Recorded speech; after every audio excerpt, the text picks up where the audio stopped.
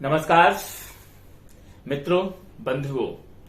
सनातन शब्द को लेकर के हमारे भारतवर्ष में एक और नई डिबेट देखने को मिल रही है। लोग तरह तरह की बातें बना रहे हैं कि सनातन शब्द बौद्धिज्म विचारधारा का शब्द है। कोई कह रहा है कि ये चुराया गया शब्द है, जो बौद्धिस्ट विचारधारा से वेदांतियों ने चुराया है इसे और इसको। लेकिन मैं आज इस वीडियो के माध्यम से उन सभी लोगों के भ्रम तोड़ दूंगा जो ये कहते हैं कि सनातन शब्द बौद्धिक विचारधारा का शब्द है। जी नहीं, सनातन शब्द बौद्धिक विचारधारा का शब्द नहीं है। सनातन शब्द एक वैदिक विचारधारा का शब्द है, वेदांत का शब्द है, वेदों का शब्द है। आइए जानते हैं कि सनातन का वास्तविक अर्थ क्या होता है।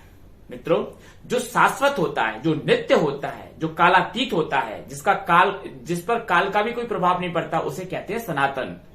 आत्मा और परमात्मा, ये दो ही सनातन तत्व हैं। जबकि बौद्धिज्म विचारधारा में अनात्मात का सिद्धांत लागू होता है। ये आत्मा को नहीं मानते, ये ईश्वर को नहीं मानते, ये ईश्वरवादी फिलॉसफी है। तो यहां पर सनातन शब्द को कैसे यूज किया जाएगा? पंच महाभूत से बनी सृष्टि में, इस ब्रह्मांड में, ऑब्जर्वेबल यूनिवर्स में सनातन कुछ नहीं है। सब बदलने वाला है, क्षणभंगुर है, क्षण क्षण प्रति क्षण बदलता रहता है। तो साथियों, सनातन शब्द के लिए हमें जाना होगा वेद की ओर, अपने हिंदू ग्रंथों की ओर। सबसे पहले हमें इसका वर्णन मिलता है वेदों में। एक बात और आपको बता दें कि अनुसरण वह व्यक्ति करता है, यानी कि जो बाद वाला है वो पहले वाले का अनुसरण करता है, पहले वाला बाद वाले का अनुसरण नहीं करता है। अर्थात आप मुझे एक बात बताइए कि वेद पहले है या फिर बौद्धिज्म फिलॉसफी पहले है? सिंपल सी बात है। 563 ईसा पूर्व में गौतम बुद्ध का जन्म होता है लुम्बिनी नेपाल में, 563 ईसा पूर्व। जबकि वेदों की कोई डेट नहीं है। वेद हजारों लाखों वर्ष पुराने हैं। ये सनातन है, इनका ज्ञान सनातन है। वेद में यजुर्वेद का एक उपनिषद है जिसका नाम है कठोपनिषद। ये बहुत प्रसिद्ध उपनिषद है। उस कठोपनिषद के प्रथम अध्याय के तृतीय खंड के 16वें मंत्र में स्पष्ट तौर पर बताया गया है कि सनातन शब्द को प्रयोग ही किया गया है। एक तरह से जब नचिकेता और यमराज के बीच में तत्व ज्ञान का संवाद चल रहा होता है, तो उस 16वें नंबर के मंत्र में कहा गया है कि नचिकेता व्याख्यानम मृत्यु प्रोक्तम सनातनः। ये जो नचिकेता और यमराज के बीच ज्ञान का जो संवाद चला, जो ब्रह्म विद्या की जो बातें हुई, ये कोई आज की बात नहीं है। यानी कि उस समय जब वो कर रहे थे वो कोई नया ज्ञान नहीं था। ये ज्ञान तो सनातन है, सदा से है, नित्य है, शाश्वत है। ऐसे ही गीता में भी इस बात के पर्याप्त साक्ष्य मिलते हैं। मित्रों, 563 ईसा पूर्व में गौतम बुद्ध का जन्म होता है। वहीं उससे 2500 साल पहले श्री कृष्ण का अवतार होता है। और श्री कृष्ण कुरुक्षेत्र के मैदान में जब विषाद से ग्रस्त अर्जुन को गीता के उपदेश दे रहे थे, उस समय गीता के अध्याय 2 में श्लोक नंबर 24 में भगवान ने भी सनातन शब्द का प्रयोग किया। और ये सनातन शब्द वहां कोड है। आप चाहें तो ये गीता में देख सकते हैं। 2 नंबर का अध्याय 24वें नंबर का श्लोक क्या कहा? नित्य, इस आत्मा के बारे में बता रहे हैं अर्जुन को भगवान श्री कृष्ण कि ये आत्मा कैसी है? ये नित्य है, सर्वगतः सनातनः। यानी कि इस आत्मा का कभी किसी काल में कोई विनाश नहीं होता। ये नित्य है, शाश्वत है, व्यापक है, इसलिए ये सनातन है।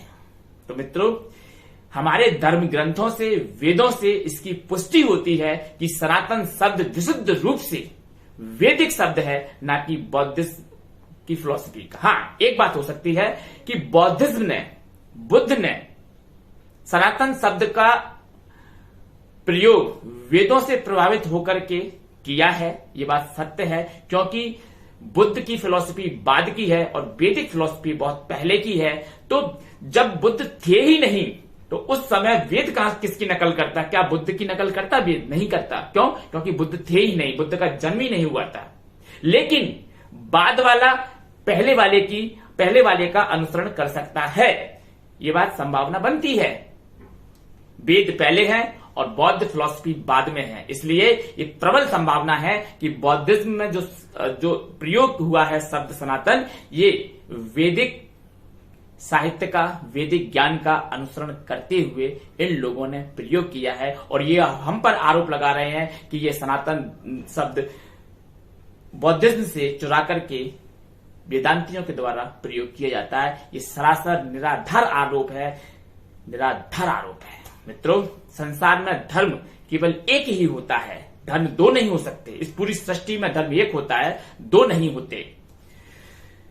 बाकी के फिर ये जो दिखाई दे रहा है बाइबल, बौद्धिज्म, ये क्या है? ये एक विचार है, एक फिलॉसफी है, एक सिद्धांत है। धर्म केवल एक है और वह है सनातन धर्म। मित्रों, सृष्टि में दो सिद्धांत एक साथ न काम नहीं कर सकते। जैसे कि सूर्य पश्चिम से उगेगा, ये उसका धर्म है, तो सूर्य पश्चिम से ही सूर्य पूर्व से उगेगा, ये उसका धर्म है, तो सूर्य पूर्व से ही उगेगा, पश्चिम से नहीं उगेगा। सूर्य पश्चिम में अस्त होगा तो पश्चिम में ही अस्त होगा, पूर्व में अस्त नहीं होगा। ये प्रकृति का धर्म है। तो ऐसे सिद्धांत जिनका खंडन नहीं किया जा सके, जिनका काट नहीं किया जा सकते, वही शाश्वत है, वही धर्म है। और सनातन धर्म, वेदांत के सिद्धांत आज तक कभी भी इनका खंडन नहीं किया जा सका, चाहे वे कोई सी भी फिलॉसफी हो।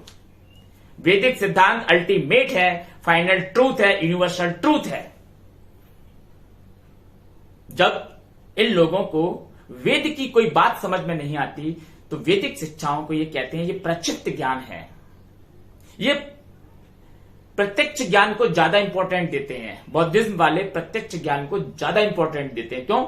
क्योंकि जो आंखों से दिखाई पड़ता है उसको ही सत्य मानते हैं। जो हमारी इंद्रियों से, सेंस ऑर्गन से हम फील कर सकते हैं, उसको ही सत्य मानते हैं। लेकिन मित्रों, पदार्थ को पदार्थ से अनुभव किया जा सकता है। ये पंच महाभूत से निर्मित संसार सृष्टि को हम इनसे तो कर सकते हैं ऑब्जर्व, लेकिन उस तत्व का क्या जो पदार्थ से निर्मित ही नहीं है, जो पंच महाभूतों से परे है, जो अणु परमाणु से भी परे है, क्या उसे इन पदार्थों के माध्यम से प्रत्यक्ष अनुभव किया जा सकता है? नहीं किया जा सकता। मैं ज्यादा डीपली नहीं जाऊंगा, डीपर अंडरस्टैंडिंग हमें नहीं करनी है यहां पर, नहीं तो ये वीडियो फिर आम लोगों के लिए नहीं रह जाएगा, उनको नहीं समझ में आएगा, फिर कहेंगे कि तो पागल है, ये तो इसको पता नहीं है क्या क्या नहीं। तो मित्रों, जब इन्हें कोई बात समझ नहीं आती तो इनके लिए काल्पनिक है, प्रक्षिप्त है, बेकार है। लेकिन ऐसा नहीं है। वेद के बारे में हमारे पूर्व राष्ट्रपति डॉक्टर राधाकृष्णन सर्वपल्ली ने यह कहा कि वेद के सिद्धांत अल्टीमेट है, ट्रूथ है, यूनिवर्सल ट्रूथ है, फाइनल ट्रूथ है, उसके ऊपर कुछ नहीं है, वेद के ऊपर कुछ नहीं है। ये बात सत्य है। आई होप कि आपको यह समझ आया होगा कि सनातन बौद्धिज्म फिलॉसफी का वर्ड है या फिर सनातन हिंदू विचारधारा का, यानी कि वेदांत विचारधारा का। हिंदुओं के अंतर्गत तो ये सभी आते हैं, चाहे वो बौद्धिज्म हो, जैनिज्म हो, वैशेषिक हो, न्यायिक दर्शन हो, मीमांसा दर्शन हो, सांख्य दर्शन हो, योग दर्शन हो, सब हिंदुओं के अंतर्गत ही आते हैं। लेकिन हिंदुओं में भी विचारधारा है। तो जो सबसे ऊपर जो जाता है, जो सबसे इंटेलेक्चुअल, जो जिसका स्थान है, उसका नाम है वेदांत दर्शन। वेदांत दर्शन एक ऐसा दर्शन है जिसका खंडन नहीं किया जा सकता। जय श्री राम।